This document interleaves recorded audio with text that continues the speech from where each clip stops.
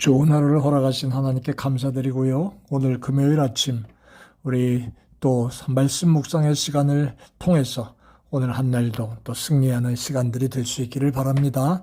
오늘은 사사기 5번째 시간으로 우리 사사기 3장 12절로부터 31절까지 살펴보면서 예후라고 하는 사람의 사사로 들어 쓰시던 모습을 생각하고 묵상해 보려고 합니다. 여러분, 교회사를 들춰보면 예수 믿기 전에 큰 재능과 재력과 영향력을 갖춘 사람들이 예수 믿은 다음엔 아무것도 안 하고 오히려 초라하게 생을 마친 사람들도 있어요. 그런 걸 보면 세상적으로 볼 때 좋은 여건을 갖고 있는 사람들이 예수 믿으면 하나님의 일을 잘할 수 있다라는 보장은 절대로 없습니다. 그럴 수도 있지만 그것 때문에 하나님이 그들을 쓰신 것은 아닙니다. 오히려 하나님의 역사를 가만히 보면 세상의 기준으로 볼 때 굉장히 약점이 많은 사람들이 있음에도 불구하고 누가 보아도 지극히 평범한데도 불구하고 예수 믿고 나서 하나님께 놀랍게 쓰임을 받는 경우들이 의외로 많지요. 오늘 본문의 말씀에 나오는 예후시라고 하는 사람의 경우가 그런 사람입니다. 내놓을 것이라고는 전혀 없는 사람, 약점을 가지고 있는 사람들이 사사로 쓰임을 받는 사건, 오늘 말씀에서 묵상해 볼 내용입니다. 하나님은 사람들 앞에 드러내놓을 만한 특기를 갖고 있지 않던 에훗을 사용하셨습니다. 여러분, 혹시 여러분들이 스스로 약점이 많다고 생각하고 지극히 평범한 삶을 살아가고 있다고 해도 주눅들거나 기죽어서 살 필요 없습니다. 하나님은 특별한 재능이 없는 사람에게도 하나님의 일을 귀하게 사용하셨기 때문이지요. 자, 오늘 본문 속에 예훗이라고 하는 사람을 조금 더 살펴보겠습니다.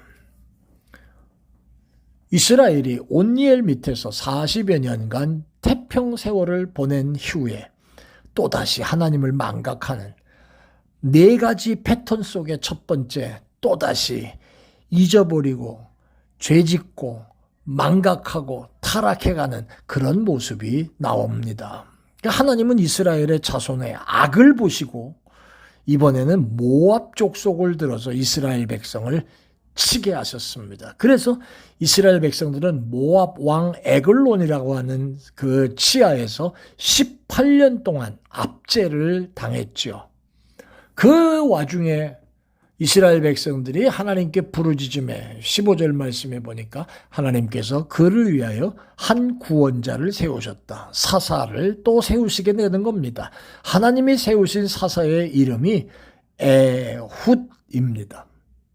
그런데 이 에훗에게 아주 인상적인 사실이 있어요. 거기 15절 말씀 보니까 그는 곧 베냐민 사람 게라의 아들 왼손잡이 에훗이라 라고 하는 그러한 말이 나옵니다. 여기서 에훗이 왼손잡이라고 하는 말은 그가 오른손보다 왼손을 더 잘 사용한다는 뜻이 아니고요. 원문을 살펴보면 왼손잡이라는 말은 오른손을 못 쓰게 되는 사람을 뜻하는 쪽으로 더 해석이 됩니다. 그렇다면 이 말은 올렐로 말하면 조금 손이 지체가 불편한 사람, 또 이런 약점을 갖고 있는 사람이라는 거지요. 그런데 하나님이 사사로 이 사람을 쓰십니다. 에훗은 베냐민 지파 사람입니다. 베냐민이라고 하는 이름은 오른손의 아들이라는 뜻이잖아요. 또 창세기 49장에서 야곱은 12아들들에게 예언할 때 베냐민에게 물어뜯는 일이라고 창세기 49장 27절에 말했습니다. 그래서 베냐민 지파에서는 아주 날렵하게 손을 잘 쓰는 무사들이 꽤 많았다는 그러한 설도 있습니다. 그런데 이 유명한 무사 족속 베냐민 지파에서 하나님이 쓰셨던 사람은 공교롭게도 오른손을 쓸 수 없는 문제 있는 에훗이라고 하는 사람을 사사로 지금 쓰시는 겁니다. 때때로 어떤 사람들의 장점이 반드시 그 본인에게 축복이 아닐 수도 있습니다. 장점 때문에 망하는 사람도 있지요. 신앙적으로 보면 이런 겁니다. 어떤 사람이 뛰어난 지식을 갖고 있다고 합시다. 그 지식이 그 사람에게 장점입니다. 그런데 이 사람 눈에는 하나님이 보이지 않습니다. 사람들 앞에 오만한 모습으로 나섰다고 보이십시다. 자, 그러면 그 사람은 자기가 갖고 있는 그 지식 때문에 하나님 앞에서 잘못될 수 있다는 거죠. 어떤 사람이 많은 재물을 소유하고 있다고 하십시다. 그 부유함 때문에 세상 살기가 편할지 모르지만 그 때문에 다른 사람들을 깔보고 무시하는 오만한 사람이 된다면 그가 갖고 있는 재물은 그에게는 사단, 마귀 같은 존재일 수도 있습니다. 우리가 갖고 있는 장점이 우리를 교만하게 만들지 못하도록 우리의 교만을 꺾기 위하여 하나님이 우리의 장점을 앗아가는 경우도 있습니다. 이런 편견과 교만을 없애기 위하여 하나님이 등장시킨 사람이 바로 에훗입니다.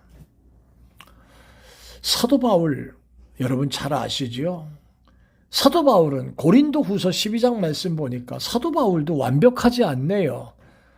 육체에 가시가 있었다. 그런 말로 사도 바울의 컨디션을 지금 얘기합니다. 어떤 사람은 사도 바울에게 눈에 안질 병이 있었을 거라고 하고요. 다메섹 도상에서 강렬한 빛을 받아 눈에 안질이 생겼지 않았을까라고 하는 추측.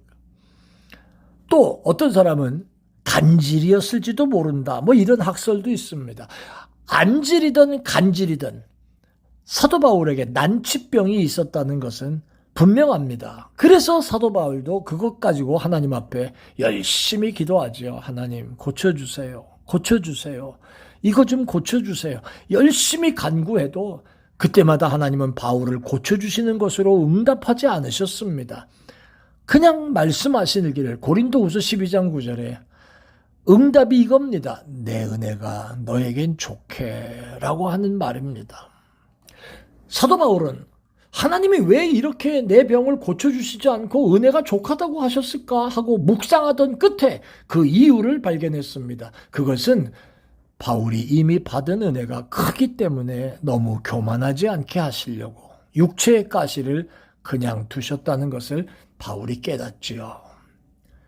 바울은 정말 대단한 사람이었습니다. 지성, 또 그의 언변과 그의 모든 것은 열심과 그런데 이에 건강까지 완벽했으면 사도 바울은 무서울 것이 없는 사람이었을 겁니다. 그 때문에 바울이 오만해질 것을 판단하신 하나님이 그를 너무 교만하지 않게 하려고 육체의 가시를 그냥 두셨다는 거지요. 그래서 사도 바울은 자기가 육체적으로 연약하다는 사실 때문에 하나님 의지합니다. 주님, 한 날도 주의 도우심이 없이는 살 수가 없습니다. 이런 고백을 합니다. 육체의 가시에도 불구하고 하나님이 사용하시는 일에 아무 문제가 없음을 보여주고 있습니다. 그래서 사도 바울은 자신의 능력이 아니라 하나님이 주신 능력으로 일한다라고 하는 고백을 이렇게 하잖아요. 고린도후서 12장 9절에 내 능력이 약한 데서 온전하여 짐이라 라고 합니다. 여러분의 약점은 뭡니까? 에훗처럼 신체적인 약점을 가지고 있을 수도 있습니다. 육체적으로 정신적으로 고통받는 어려움이 우리의 약점일 수도 있지요. 환경적으로 불리한 여건에 처해 있을 수도 있습니다. 우리가 나이 들어 늙은 것도 우리의 약점일 수도 있습니다. 그러나 이 약점 때문에 하나님을 의지하고 그 약점 때문에 좌절하거나 실망하지 않고 있다면 하나님은 저와 여러분들의 약한 것을 강하게 하셔서 사용하실 거예요.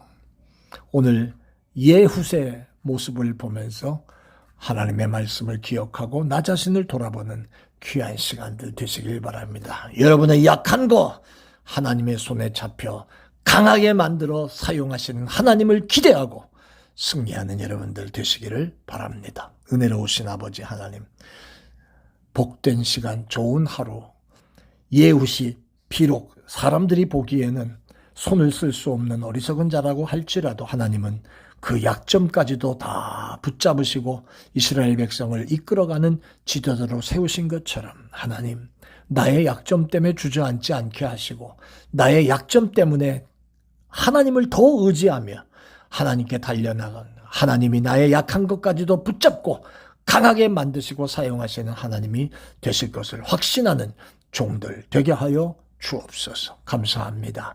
예수님 이름으로 기도합니다. 아멘. 고맙습니다. 오늘도 좋은 하루 되시고요. 복된 주말, 다음 주말에 다시 만나뵙겠습니다. 감사합니다.